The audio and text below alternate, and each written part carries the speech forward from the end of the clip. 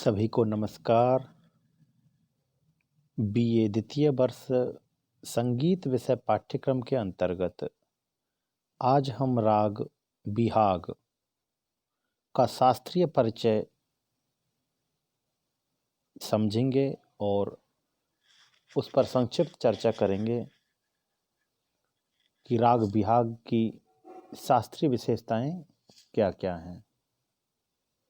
तो राग बिहाग, इस राग की रचना हिंदुस्तानी शास्त्रीय संगीत के बिलावल थाट से मानी गई है, अर्थात बिहाग बिलावल थाट का राग माना गया है।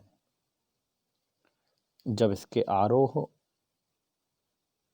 में स्वरों का देखते हैं तो आरोह में रे और ध्वय, ऋषभ और ध्वयवत स्वर वर्जित हैं और अवरोह में सातों स्वर प्रयुक्त किए जाते हैं, अर्थात आरोह में ऋषभ और ध्वयवत वर्जित होने के कारण और अवरोह में सातों स्वर होने के कारण इसकी जो जाति है वो औडव संपूर्ण मानी जाती है।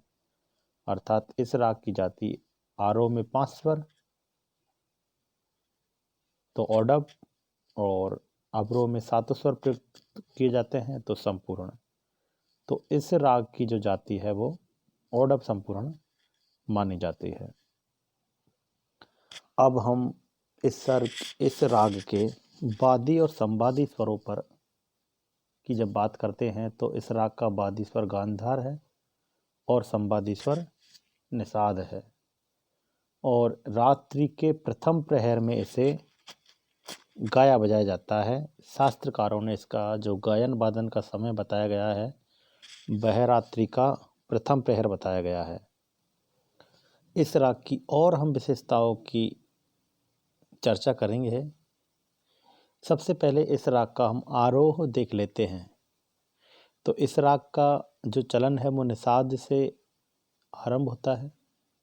तो इस राग का आरोह है नी सा ग म प नी सा और इसका अवरोह है सा नी धा पा मापा। ये जो मध्यम है यह तीव्र है, मापा।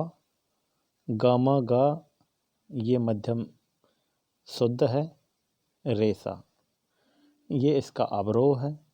तीव्र मध्यम का इसमें कभी कभी प्रयोग किया जाता है, कभी कभी इसमें तीव्र मध्यम का प्रयोग किया जाता है और बाकी के जो शेष स्वर हैं वो सभी शुद्ध प्रयुक्त किए जाते हैं। इसकी पकड़ हम देख लेते हैं। तो इसकी पकड़ नीसा ग म प, फिर तीव्र मध्यम, मा पा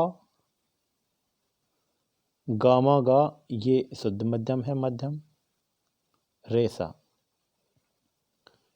इसका चलन मद्र नी से किया जाता है, जैसे कि अभी हमने आरोह में भी देखा था। और जब हम इसका द्वितीय भाग देखेंगे तो इसको आपको इसका चलन, इसका स्वरूप और इसमें आपको ख्याल भी सिखाएंगे। ऋषभ और ध्वयवत स्वर वर्जित होने आरोह में तो वर्ज हैं ही, किंतु अवरोह में भी इनका अल्प प्रयोग होता है। अधिकतर इन्हें कण के रूप में ही प्रयुक्त करते हैं। इस राग की सुंदरता बढ़ाने के लिए कभी कभी अवरोह में तीव्र मध्यम का प्रयोग पंचम के साथ विवादी के स्वर के रूप में किया जाता है। आजकल तीव्र मध्यम का प्रयोग इतना अधिक बढ़ गया है कि इसे इस राग का आवश्यक स्वर माना जाने लगा है। कुछ गायक बिहाग में तीव्र में का प्रयोग बिल्कुल नहीं करते हैं और उसे हम शुद्ध बिहाग कहते हैं।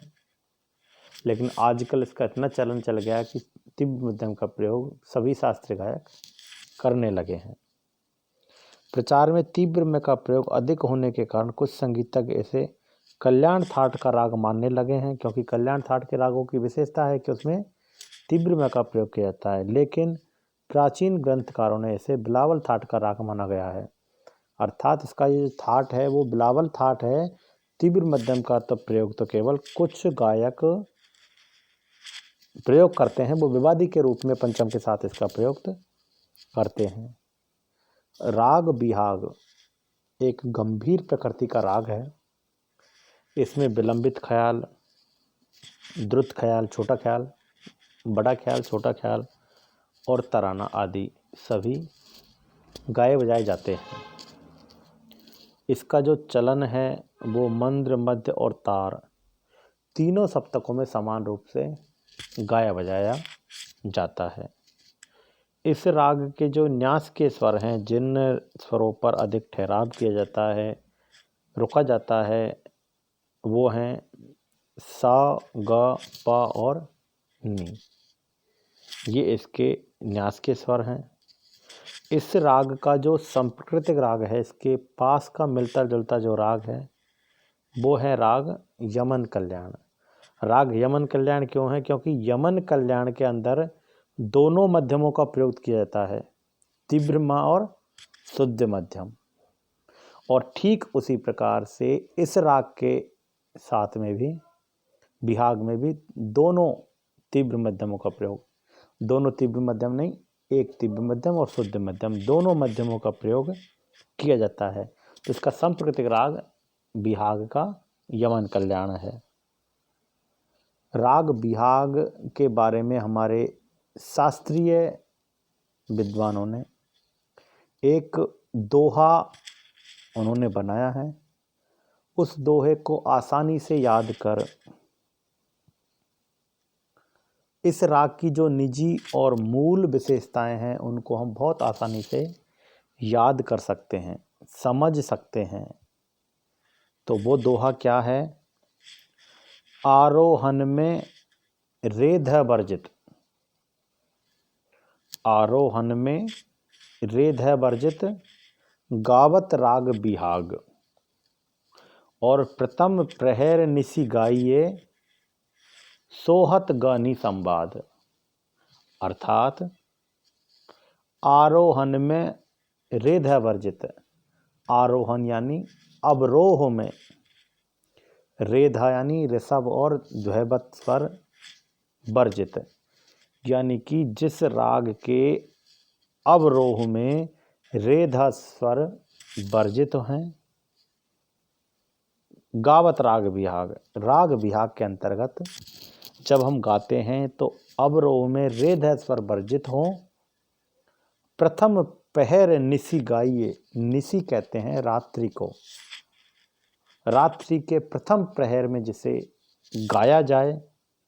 सोहत गनी संवाद, और इसका वादी स्वर गांधार सुशोभित हो और वादी स्वर निषाद हो, ऐसे राग को बिहाग राग कहा गया है।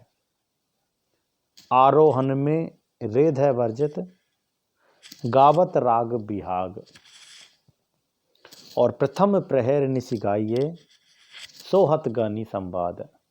तो ये बिहाग राग की विशेषताएं हैं। इस दोहे के माध्यम से आसानी से हम समझ सकते हैं।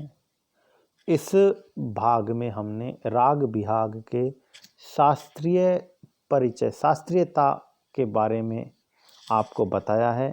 उसका शास्त्रीय परिचय राग का क्या है, गायन वादन समय क्या है, उसका थाट क्या है, उसके वादी संवादी स्वर क्या हैं, उसका आरोह अवरोह और पकड़ क्या है, सांप्रकृतिक राग क्या है, इसका चलन तीनों सप्तकों में समान रूप से किया जाता है, बहुत ही लोकप्रिय राग है, प्राचीन राग है। तो ये हम सब ने सीखा है। और इसके अगले अध्याय में हम राग बिहाग के स्वरूप, उसका चलन और उसके आलाप, और हम उसका एक ख्याल भी आपको सिखाएंगे। तो मैं आशा करता हूँ कि सभी को राग बिहाग की जानकारी पसंद आई होगी। तो सभी बच्चे इस शास्त्रीय विवरण को समझकर अपने नोटबुक्स में लिखेंगे, अपने हस्तलिखित नोट्स बनाएंगे, और जब परीक्षा के दौरान एग्ज़ाम में आपसे पूछा जाएगा तो मैं आशा करता हूँ आप बहुत अच्छी तरीके से उसका जवाब देंगे। धन्यवाद।